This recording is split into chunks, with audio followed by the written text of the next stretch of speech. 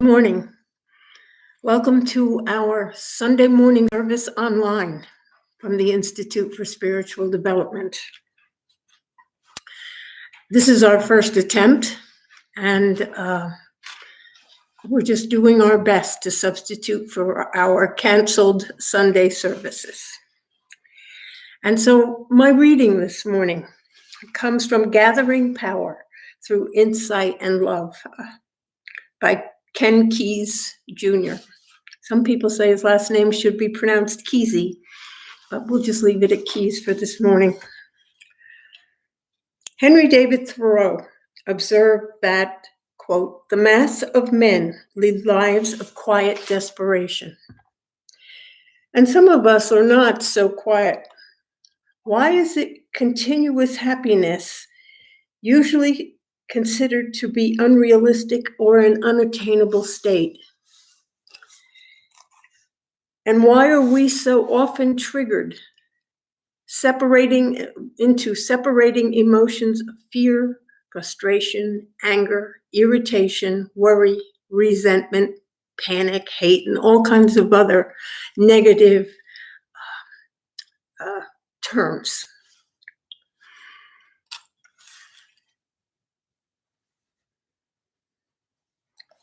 In this book, they have what they call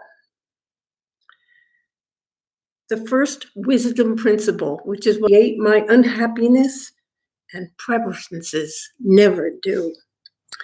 An addiction or an addictive demand is a desire, expectation, or model that makes you feel upset or unhappy if it is not satisfied. We call it an addiction because you tell yourself you must have it to be happy. You might have a demand on yourself or another person or on a situation. For example, you might say, "I demand that you be on time," or "I demand that you agree with me," or "I demand that you like this gift that I have purchased for you." The clue to knowing when you have an addictive demand is whether you feel awful emotions, tensions in your body, or a churning in your mind about whatever it is that you want. A demand is an addictive when you think you must have it satisfied to be happy, or if you feel upset in any degree. And that's enough reading on that. We start practicing addictive demands when we're very young.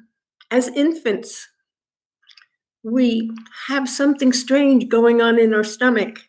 We don't feel good. We begin to cry. Mama comes along. She knows what the problem is. It's time to feed you, or it's time to change your diaper. It doesn't matter what it is. She takes an action and makes you feel better. And always, as children, you are full of addictive demands. In other words, things that you want and you expect to be satisfied. You see a toy when you are shopping with your mother, and you tell your mother that you would like that toy. And your mother says, "Oh, that's very nice, but I'm not buying you toys today." And you get upset, and you may get angry. You may get mad at your mother, or you may cry, or you may pull a temper tantrum, stamping your little feet and balling up your hands and moving one way or another. You may be causing attention to yourself because you really want that toy. That's an addictive demand. It's a desire that you want satisfied now. Well, we continue this throughout life, but as we get older, our addictive demands become different. They may become like, "Oh, I want this boyfriend. I want this girlfriend. I think she's hot. I wonder how I can attract her." And you start taking actions. You try to make yourself obvious. As teenagers, well, maybe you will whisper to your friend that, "Do you think she likes me? Or do you think he likes me? Go find out and see what happens." But if you don't get the response you want, then you feel unhappy and you continue to be unhappy. This way of acting is very prevalent when you're young, with a lot of emotional addictive demands.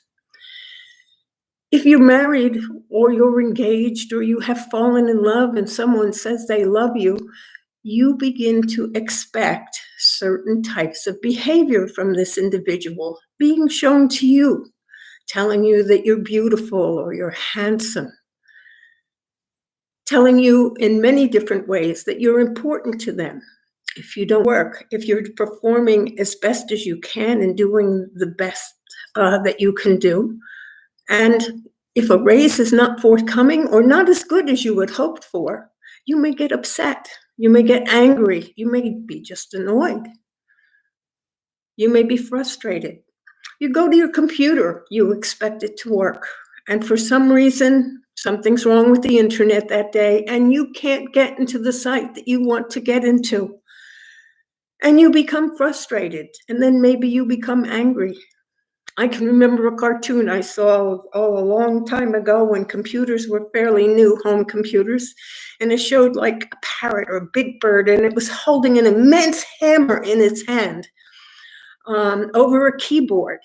And the screen in front of him said, "Press any key." And that used to be the frustrating thing that would happen. Your computer would tell you that it wanted something and press any key to continue. And that just meant you were lost. You would not get what you wanted right away, and it would be a frustrating encounter. And so that's why the bird had the huge hammer, because he was ready to lose his temper and kill his computer. We all have these issues. And when we read in our Declaration of Principles, we create our own happiness or our unhappiness by the ways we obey or disobey nature's natural and spiritual laws. This is an example of a natural and spiritual law in action. You place unconscious demand, angry, when your needs and your desires aren't met, when your expectations are not met. And in this way, you're causing your own unhappiness.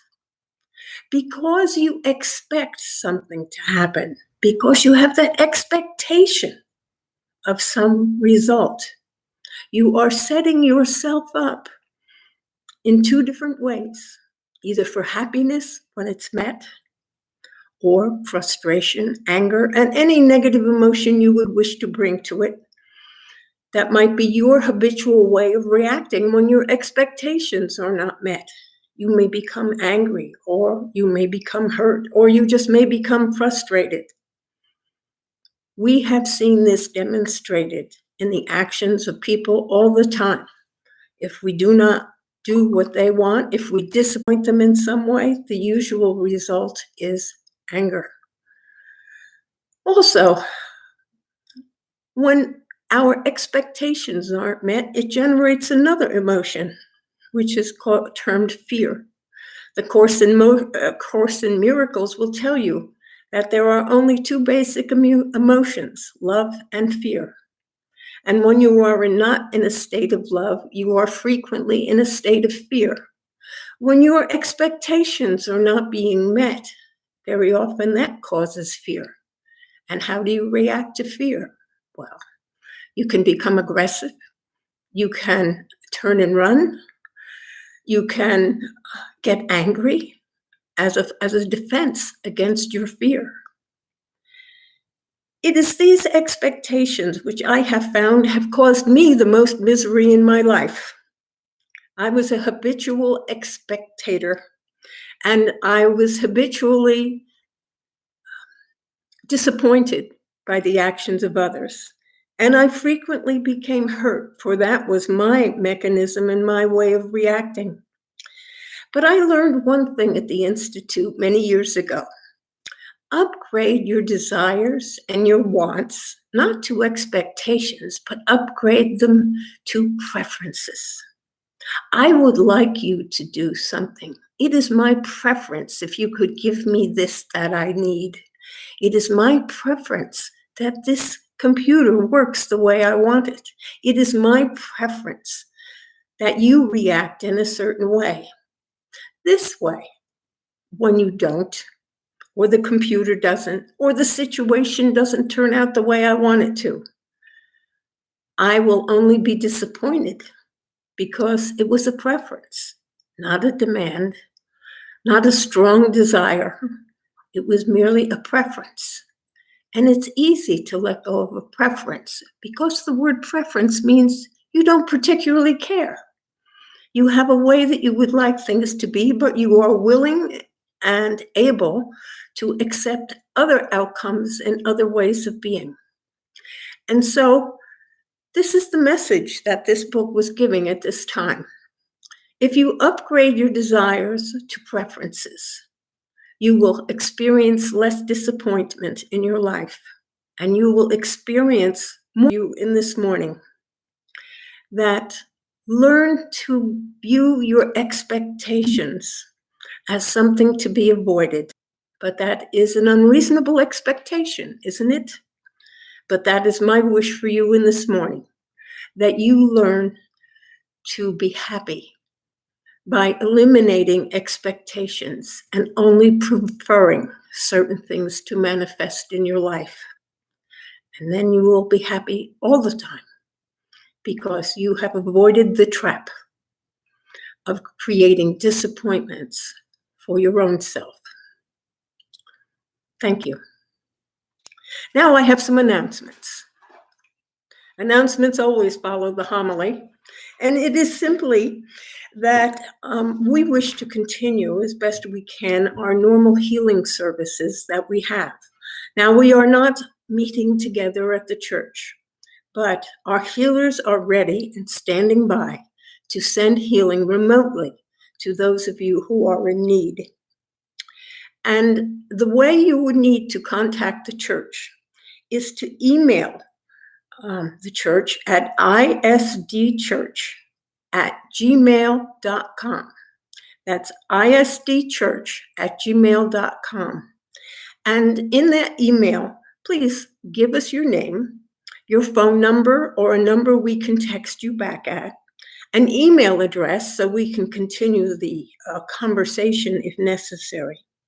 You can send us the name of the person that needs to be healed.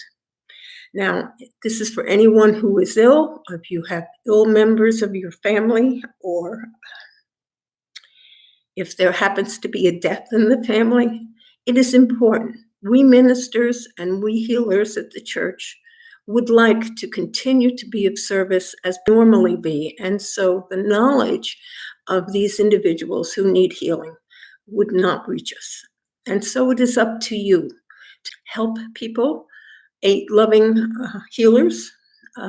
They will contact one another through a telephone and email and set up a designated time where they will do their healing for your loved one or yourself. So please, please send us emails letting us know what you need.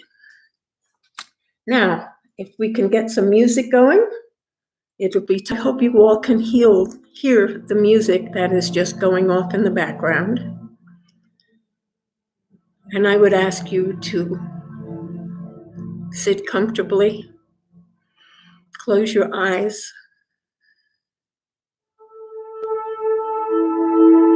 and take a couple of deep breaths, inhaling deeply and letting it out slowly.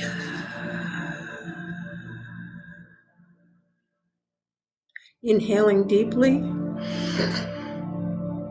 and letting it out slowly.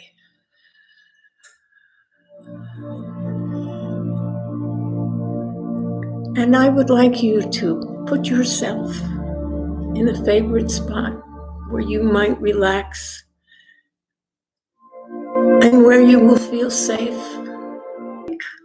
alongside a stream, sitting beneath a pine tree, standing in a meadow, feeling of peace.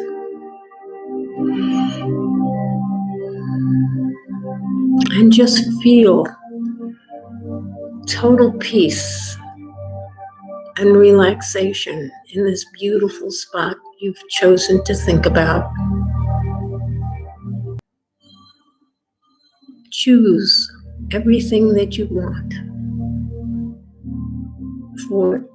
within yourself. And so you choose those things which make you most comfortable, most complete, most happy. And in your mind, in your imagination, you know that life is perfect. You know yourself as perfect, whole, and complete.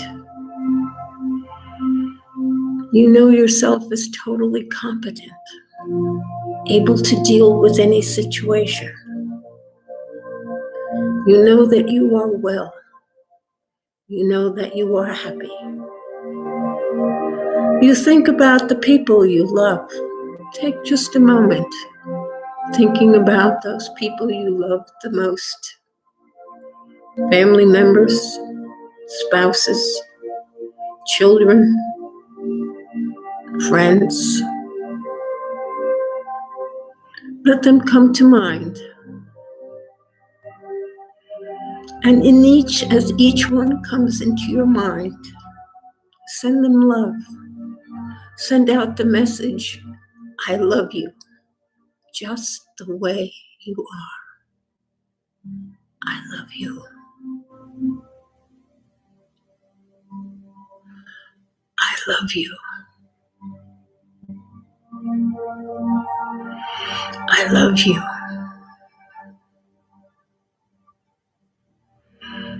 I love you.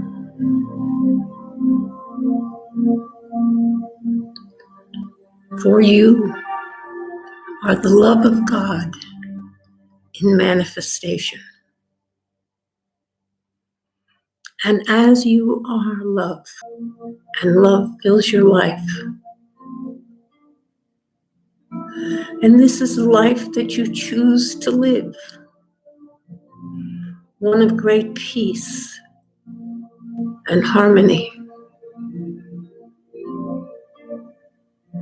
one in which your life is filled with love. You notice all the beautiful things in life, the things that you find are attractive or beautiful to yourself. You bring to mind those things that you love to do, whether it is work or play. It gives you pleasure, and you know that pleasure in your life. For you, within your own self, has total and complete control over what you experience and your emotions.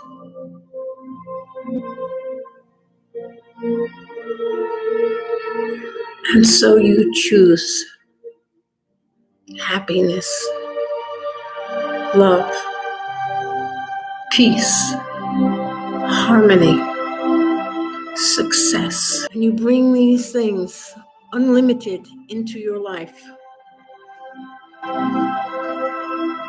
in this time and in this moment. And you take just a moment or two more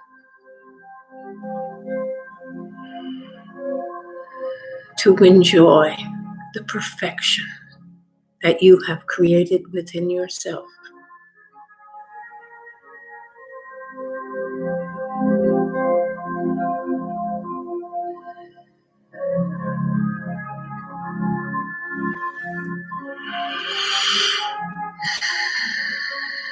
And now take a nice deep breath.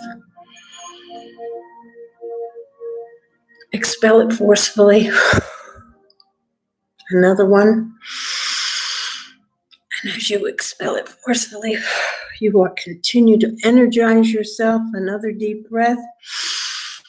And this time as you let the breath go, it's like you're stretching and you are coming out of it and you are happy and healthy and in good spirits after having enjoyed such a wonderful meditation. And I hope you have enjoyed this short service in this morning. And hopefully, if all goes well, there will be someone